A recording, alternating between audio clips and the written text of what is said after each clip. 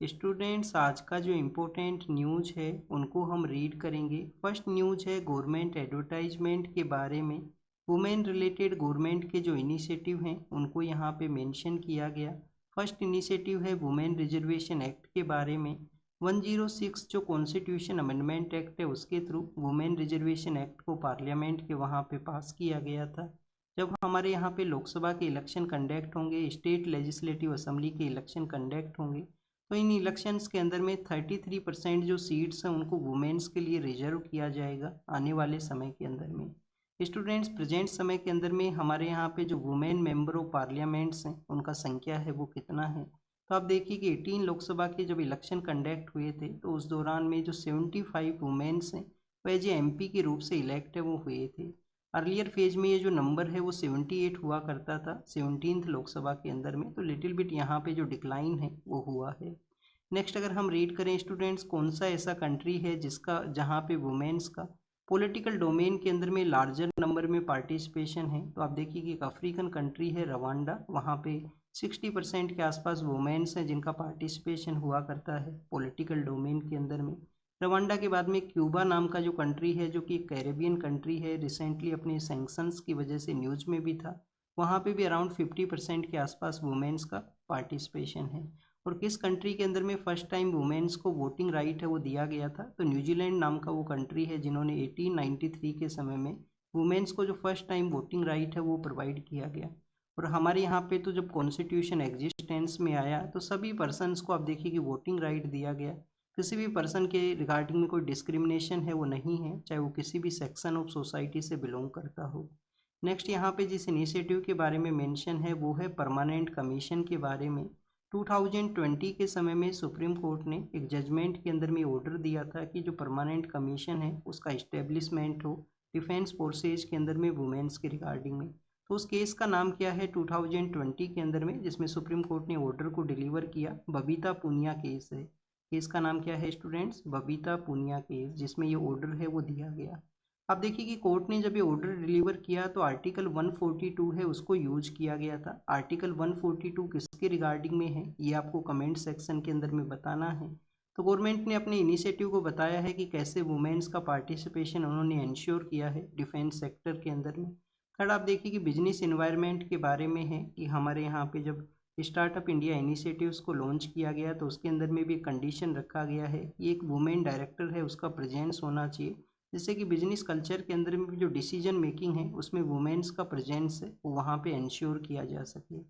पिछले कुछ दिनों के अंदर में हमने जिन इनिशिएटिव्स को रीड किया था ऐसे ही गवर्नमेंट एडवर्टाइजमेंट के अंदर में, तो क्लीन सैनिटेशन के लिए आप देखिए कि जो स्वच्छ भारत मिशन है जो कि वुमेन की डिग्निटी को भी इंश्योर करता है, टॉयलेट बिल्डिंग भी इसके द्वारा कैरी आउट किया गया है कंट्री के अंदर में। सेकंड आप देखिए कि स्टूडेंट्स हर एक घर के वहाँ पे जो क्लीन वाटर को प्रोवाइड किया जाए। और वुमेन्स का जो लार्जली वे के अंदर में काम देखने के लिए मिलता है कि वाटर कलेक्शन के लिए वो काफ़ी डिस्टेंस को ट्रेवल करते हैं, तो जल जीवन मिशन है उसको लॉन्च किया गया था जो पहले रूरल एरिया के लिए था, अब उसको अर्बन एरिया के लिए भी स्टार्ट है वो किया गया है। फिर फाइनेंशियल सेक्टर के अंदर में वुमेन्स का पार्टिसिपेशन इंक्रीज हो तो उसके लिए जल जनधन योजना है, और वुमेन्स को कोई इनिशिएटिव भी प्रोवाइड करना है तो इन्हीं जनधन अकाउंट्स को यूज करते हुए गवर्नमेंट है वो डायरेक्ट बेनिफिट ट्रांसफ़र को ट्रांसफ़र करता है उनको यहाँ पे। फोर्थ आप देखिए कि बिजनेस कल्चर के अंदर में वुमेन्स के पार्टिसिपेशन के लिए सेल्फ हेल्प ग्रुप्स हैं उनको प्रमोट किया गया है गवर्नमेंट के द्वारा। तो ऐसे कुछ इनिशिएटिव हैं जिनको हमने पिछले कुछ दिनों में भी रीड किया है ऐसे ही एडवर्टाइजमेंट के थ्रू। नेक्स्ट स्टूडेंट्स, यहाँ पे इलेक्शन के बारे में है कि कुछ स्टेट लेजिस्लेटिव असेंबली के इलेक्शन कंडक्ट होंगे और एक यूनियन टेरिटरी है वहाँ पे भी इलेक्शन है वो कंडक्ट होंगे। तो एग्ज़ाम के लिए क्या पता होना चाहिए? फर्स्ट ऑफ ऑल आपको जानकारी ये होना चाहिए कि हमारे कंट्री में कितने ऐसे यूटी हैं जिनको कि लेजिस्लेटिव असेंबली है वो दिया गया है। स्टूडेंट्स, प्रेजेंट समय में 3 यूटीज़ हैं जिनके पास में लेजिस्लेटिव असेंबली है उसका प्रेजेंस में है। एक यूटी है उसका नाम है पुडुचेरी, जहाँ पे ये इलेक्शन के बारे में मेंशन किया गया है।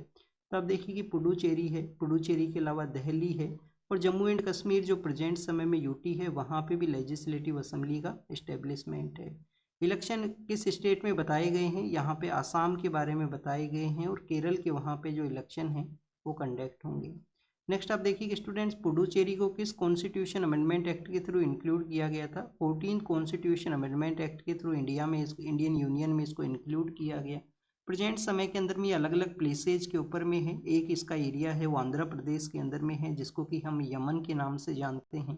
एक जो एरिया है वो केरल के अंदर में है जिसको कि हम माहे के नाम से जानते हैं। और रेस्ट ऑफ द जो पुडुचेरी और कराईकल का एरिया है वो तमिलनाडु के वहाँ पे है। किस हाई कोर्ट के अंडर में ये जो यूटी है वो आया करती है? तो स्टूडेंट जो मद्रास हाई कोर्ट है उसके अंडर में हम इसको कवर करते हैं। क्योंकि आप देखिए कि काफ़ी सारे हाई कोर्ट्स हैं जो अलग अलग एरियाज़ को भी यहाँ पे उनके कंट्रोल में आते हैं। जैसे हम आसाम के अंदर में जो गुवाहाटी हाई कोर्ट है उसमें काफ़ी सारे जो जो टेरिटोरियल एरियाज़ हैं उनको कवर किया जाता है। कुछ स्टेट्स भी उसके अंदर में कवर हैं वो हुआ करते हैं। केरल का जो हाई कोर्ट है वो कौन सा यूटी को डील करता है? वो डील करता है स्टूडेंट्स जो हमारा लक्षद्वीप आइलैंड है उसको यहाँ पे केरल के द्वारा। तो इलेक्शन के बारे में है। इलेक्शन के बारे में जब भी मेंशन किया जाए तो आपको बेसिक इन्फॉर्मेशन ये होना चाहिए कि आपका जो राइट टू वोट है उसका स्टेटस क्या है। राइट टू वोट का स्टेटस है स्टैट्यूटरी। ये स्टैट्यूटरी राइट है आपको। पहले कॉन्स्टिट्यूशनल इसका स्टेटस होता था पर अब अनूप बरनवाल केस के अंदर में इसको स्टैट्यूटरी राइट के रूप से रिकॉग्नाइज किया गया है। वेस्ट एशिया के बारे में है नेक्स्ट न्यूज़, जहाँ पे वहाँ पे जो सीज फायर है उसको मेंशन किया गया कि कैसे पाकिस्तान ने इंटरवेन करते हुए एज ए मीडिएटर के रूप से या उनका जो मैसेंजर के रूप से रोल प्ले करते हुए सीज फायर है वो एग्जिस्टेंस में आया है। जिसमें आप देखिए कि यूएस एंड ईरान है वो कुछ पॉइंट्स के ऊपर में एग्री किए हैं कि इन पॉइंट्स को हम कैरी आउट करेंगे। स्टेट ऑफ हॉर्मुज के वहाँ से जो ओपनिंग है वो किया जाएगा। वो भी एक आप देखिए कि वेलकम यहाँ पे एक जेस्चर को देखा गया है। मैक्सिमम कंट्रीज ने इस जो सीज फायर है उसको वेलकम है वो यहाँ पे किया है। हमारे कंट्री के लिए कैसे इंपॉर्टेंट रहेगा? काफ़ी लार्जर वे के अंदर में हम इंपोर्ट किया करते हैं वेस्ट एशियन कंट्रीज़ के वहाँ से, तो हमारा इंपोर्ट रहेगा। लार्जर वे में हमारे जो एग्रीकल्चर प्रोडक्ट्स हैं वो भी एक्सपोर्ट होते हैं इन कंट्रीज़ के अंदर में, तो एक्सपोर्ट है वो भी कैरी आउट होगा। बट स्टूडेंट्स अभी इसमें कुछ कंडीशंस भी हैं, कुछ फ्रेजिलिटी हैं वो भी देखने के लिए मिला है। जैसे कि इजराइल के द्वारा लेबनान के वहाँ पे अटैक कंटिन्यूस किया गया है क्योंकि उन्होंने कंसिडर किया है कि लेबनान और इजराइल का जो कन्फ्लिक्ट है वो इस सीज फायर का जो डील है उसका पार्ट नहीं है। आने वाले समय में इस्लामाबाद जो पाकिस्तान का कैपिटल सिटी है वहाँ पे कुछ डिस्कशन होगा। एग्जाम के लिए क्या पता होना चाहिए? ईरान का लोकेशन आप बार बार देखना है उस लोकेशन को, क्योंकि हो सकता है कोई क्वेश्चन आपसे पूछ लिया जाए। जो वाटर बॉडीज हैं 3 वाटर बॉडी जिससे ईरान अपना एरिया शेयर करता है, कौन कौन सा वाटर बॉडी हैं? नॉर्दर्न पार्ट के अंदर में कैस्पियन सी है, पर्शियन गल्फ है और गल्फ ऑफ ओमान है। इसके अलावा आप देखिए कि कुछ यहाँ पे जो लेक्स हैं ईरान का जो लेक है, जैसे वेस्टर्न पार्ट के अंदर में उर्मिया नाम का लेक है, उर्मिया नाम का लेक है। हेमून नाम का एक फ्रेश वाटर लेक है जो कि इसका अफगानिस्तान के साथ में जो बॉर्डर है वहाँ पे सिचुएटेड है। हेलमंड नाम का जो रिवर है वो वहाँ पे वाटर उससे रिसीव होता है। नेक्स्ट अगर हम बात करें स्टूडेंट्स, वेस्ट एशिया में सीज फायर हुआ तो हमारे यहाँ पे भी जो मॉनेटरी पॉलिसी कमेटी है जो आरबीआई के डोमेन में आता है, उन्होंने आप देखिए कि जो रेपो रेट है उसको चेंज नहीं किया है। बट यहाँ पे जो करंट अकाउंट डेफिसिट है उसके बारे में भी एक न्यूज़ मेंशन था इकोनॉमी के पेज के ऊपर में, जिसमें कहा गया कि करंट अकाउंट डेफिसिट का जो कंसर्न है वो इंक्रीज हो सकता है वेस्ट एशिया इस क्राइसिस की वजह से। क्योंकि एक तो आप देखिए कि जो हमारा इम्पोर्ट जो हुआ है उसका इन्फ्लेशन रेट है वो काफ़ी ज़्यादा हाई है, काफ़ी लार्जर अमाउंट है वो पे किया गया। जो रेमिटेंस के अंदर में जो पैसा आता था उसमें भी डिक्लाइन हुआ है, वेस्ट एशिया से जो पैसा आता था। तो करंट अकाउंट का सिचुएशन है वो मोर वाइडनिंग हो सकता है, मोर डेफिसिट हो सकता है, इसके बारे में भी मेंशन है। एमपीसी के अंदर में टूल्स हुआ करते हैं जो मार्केट के अंदर में इन्फ्लेशन को देखते हुए आरबीआई है वो डिसीजन लेता है कि रेपो रेट को इंक्रीज करना है या उसको डिक्रीज करना है, कि लिक्विडिटी को आप देखिए कि मार्केट में लेके आना है या उसको वापस से आप देखिए कि इंस्टीट्यूशंस के लेके जाना है लिक्विडिटी को। नेक्स्ट अगर हम बात करें इलेक्शन कमीशन और पॉलिटिकल पार्टीज़ के डिफरेंसेज के बारे में है तो वहाँ पे डिस्कशन किया गया है एसआईआर के बारे में, वेस्ट बंगाल का जो पॉलिटिकल पार्टी है उनके द्वारा। एग्जाम के लिए क्या पता होना चाहिए? एग्जाम के लिए इलेक्शन कमीशन का जो बेसिक यहाँ पे फंक्शन है जैसे कि एडमिनिस्ट्रेटिव फंक्शन है, एडवाइजरी फंक्शन है और क्वासी जुडिशियल फंक्शन भी इनके पास में होते हैं जो इलेक्शन कमीशन अलग अलग डोमेन में ऐसे काम करता है।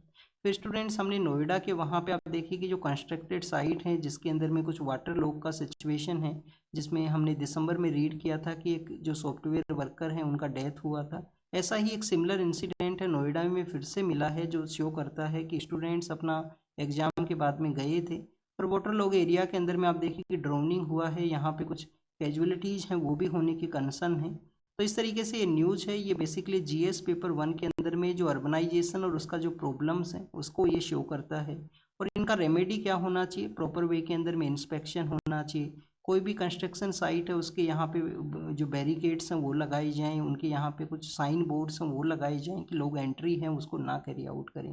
तो अर्बनाइजेशन का प्रॉब्लम है, और भी काफ़ी सारी प्रॉब्लम है अर्बन एरिया के अंदर में, जैसे कि अर्बन फ्लड का होना मानसून समय के अंदर में, जो समर का जो समय है उसमें अर्बन हीट आइलैंड के रूप से इस्टेब्लिश होना हमारे अर्बन एरियाज़ का। और स्टूडेंट्स विंटर के समय जो एयर क्वालिटी है उसका डिक्लाइन होना। तो ये कुछ ऐसे कंसर्न है जिनको कि आपको प्रिपेयर करना चाहिए, हो सकता है आपसे कोई क्वेश्चन पूछ लिया जाए। हमारी गवर्नमेंट है जो आप देखिए कि सोइल के लिए सोइल हेल्थ कार्ड इनिशिएटिव को चलाता है। ऐसा ही एक सिमिलर इनिशिएटिव है जो कि महाराष्ट्र के वहाँ पे देखने के लिए मिला कि सोइल सखी हैं जो उनको इनवाइट किया जाता है, उनको अपॉइंट किया जाता है। सोइल सखी मीन्स सोइल का जो फ्रेंड है। ये ऐसे एरियाज में जाते हैं जहाँ पे ड्रोट का कंडीशन ज़्यादा है, जैसे कि आप देखिए कि जो सांगली का एरिया है, सतारा का एरिया है, कोल्हापुर है, सोलापुर है, पुणे का एरिया है।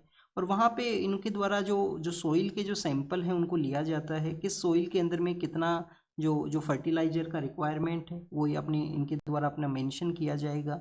और ओवरऑल यहाँ पे जो क्रॉप का यील्ड है वो भी प्रमोट हुआ है, क्रॉप का यील्ड है वो इंक्रीज हुआ, फर्टिलाइजर का जो यूज है वो रिड्यूस हुआ है, और एमिशन जो है वो भी यहाँ पे रिड्यूस हुआ है इन सोइल सकीज की वजह से। तो पॉजिटिव बेनिफिट को यहाँ पे बताया गया है, इसको आप अपने आंसर में यूज कर सकते हो। एक फॉरेन पर्सन है जो इंडिया में आए थे टूरिस्ट वीज़ा के रूप से, और यहाँ पे जो कॉमर्शियल एक्टिविटीज़ उन्होंने कैरी आउट की, तो उनको जाने के लिए जो नोटिस है वो दिया गया था इमिग्रेशन एक्ट के थ्रू में, तो हाई कोर्ट में वो पहुँचे थे। तो अब आप देखिए कि हाई कोर्ट ने भी उनके ऑर्डर को अपहोल्ड किया है कि आपको जाना होगा, जिस एक्टिविटी के लिए आप आए उसके अलावा आपने यहाँ पे अदर एक्टिविटीज़ में पार्टिसिपेशन है वो किया है। किसी भी इंडियन पर्सन को अगर आप देखिए कि आउटसाइड माइग्रेशन करना है तो किस किस आर्टिकल में हम उसको कवर करेंगे, फ्रीडम ऑफ मूवमेंट में जो आर्टिकल 19 में है उसमें हम कवर करेंगे। तो आउटसाइड आप देखिए कि मुझे मूवमेंट करना है तो आर्टिकल 21 में वो कवर होगा। इनसाइड अगर मूवमेंट करना है किसी इंडियन सिटीजन को तो आर्टिकल 19 में हम कवर करेंगे। और यहाँ पे फॉरेन पर्सनल के बारे में है। तो स्टूडेंट्स कुछ फंडामेंटल राइट जैसे कि आर्टिकल 14 में, 15 में, 19 में, सॉरी आर्टिकल 14, 15, 16, इनमें जो यहाँ पे फंडामेंटल राइट है, और 29 और 30 का वो यहाँ पे अवेलेबल है, वो नहीं होती हैं फॉरेन सिटीजन को। और काफ़ी सारी जो राइट्स हैं वो अवेलेबल, सॉरी 14 नहीं है, 15, 16 है, 15, 16, 19, 29 और 30, ये जो FR हैं वो अवेलेबल नहीं होती हैं फॉरेन सिटीजन को इंडिया के अंदर में। नेक्स्ट स्टूडेंट्स, हमारा जो जो स्पेस मिशन है जो अनमैन्ड के रूप से जो सेंड किया जाएगा गगनयान के पार्ट के रूप से, उसका डेट आने वाले समय में अनाउंस होगा। एक रिपोर्ट आया है जो हमारे स्पेस के अंदर में कितने हमारे प्रोजेक्ट्स हैं उसको ये बताता है। रिपोर्ट में यहाँ पे मेंशन किया गया है कि टोटल हमारे यहाँ पे 2025 में 315 जो सक्सेसफुल स्पेस लॉन्चेज हैं वो कैरी आउट हुए हैं। 86 यहाँ पे हमारी सैटेलाइट्स हैं जो ऑर्बिट के अंदर में हैं प्रेजेंट समय में, जिसमें 27 हैं जो ऑपरेशनल सिचुएशन में हैं, कुछ डिसफंक्शनल सिचुएशन में भी हैं और कुछ डिकेड वे में भी हैं। हमारे यहाँ पे एक लॉन्च व्हीकल था जिसको कि हम लॉन्च व्हीकल मार्क 3 के नाम से जानते थे, MK3 जो मार्क लॉन्च व्हीकल है उसका भी अभी ऑर्बिट के अंदर में प्रेजेंस है। तो ये स्पेस का जो जो स्पेस रेस है उसको ये शो करता है, स्पेस में हमारे जो असेट्स हैं उनको ये शो करता है। और एंटी सैटेलाइट आप देखिए कि जो व्हीकल को ए सेट को जो हमने डेवलप किया था हमारे सैटेलाइट्स के प्रोटेक्शन के लिए मिशन शक्ति के थ्रू में। नेक्स्ट अगर हम बात करें वेस्ट एशिया के ही सिचुएशन को बताया गया कि वन काइंड ऑफ रिलीफ है, और इजराइल के द्वारा जो लेबनान के ऊपर में अटैक किया गया है उसको भी यहाँ पे रोकना चाहिए, जिससे कि जो जो पीस है उसका इस्टेब्लिशमेंट हो ग्लोबल ऑर्डर के अंदर में, अनप्रेसिडेंट जो ग्लोबल ऑर्डर है उसको रिड्यूस किया जा सके।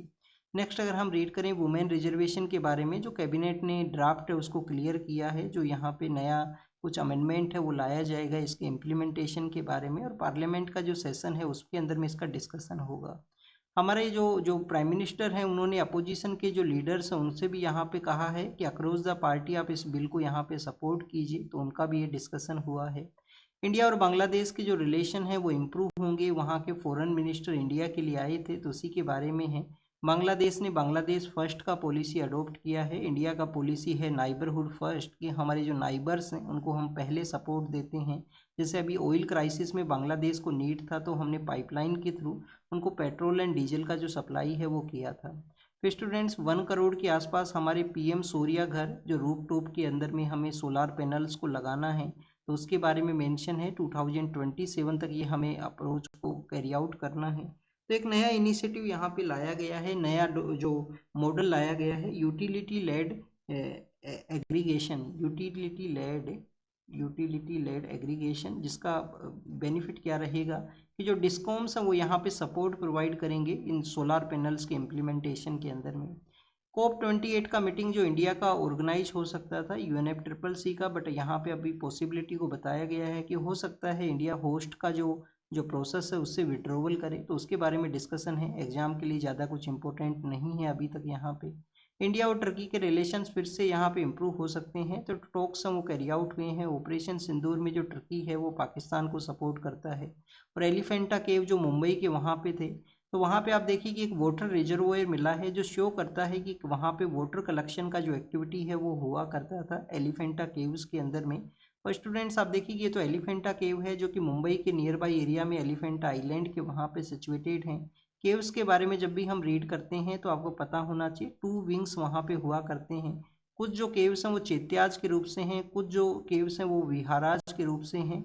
चैत्याज के अंदर में वर्शिप किया जाता था, विहाराज के अंदर में हमारे जो सेंट हैं वो आराम किया करते थे। कुछ हमारे यहाँ पे जो केव्स हैं वो रॉक कट केव्स हैं कि रॉक्स को कट करके बनाया गया था, सेंट्स जब माइग्रेशन किया करते थे तो उस दौरान में। नेक्स्ट आप देखिए कि US के जो VP हैं, वाइस प्रेसिडेंट है, जो पाकिस्तान के लिए आएंगे फर्दर डिस्कशन के लिए, जो डील के अंदर में जो सीज फायर का डील हुआ है वेस्ट एशिया के रिगार्डिंग में। यहाँ पे ईरान ने फिर से अटैक किया है कुवैत एंड UAE के वहाँ पे, तो उनके बारे में ये मेंशन है। वेस्ट एशिया के जो कंट्रीज हैं उनका आपसी कन्फ्लिक्ट बताया गया है। बांग्लादेश का जो पॉलिटिकल पार्टी है आवामी लीग, जिसको कि बैन किया गया था, अब उसको पार्लियामेंट के अंदर में भी रेजोल्यूशन पास हुआ है, उस बैन को एंडोर्स किया गया है। और अफगानिस्तान पाकिस्तान का जो कन्फ्लिक्ट है उसको रिजोल्व किया गया है, चाइना के द्वारा यहाँ पे क्लेम किया गया। और ईरान का ये जो सिचुएशन है वो शो करता है कि US के भी कुछ लिमिटेशन है। US हर एक कंट्री में इंटरवेन नहीं कर सकता है जब ईरान की तरह रजिस्ट करने वाला जो कंट्री है वो एग्जिस्ट करता है। तो US के लिमिटेशन को यहाँ पे बताया गया। This is all the information related to the today's newspaper. आप इसको रीड कीजिए, रिवाइज कीजिए, जो भी एग्जाम से रिलेटेड पॉइंट हैं, फैक्ट हैं, उनको नोट डाउन जरूर से करना। Thank you students, thank you very much.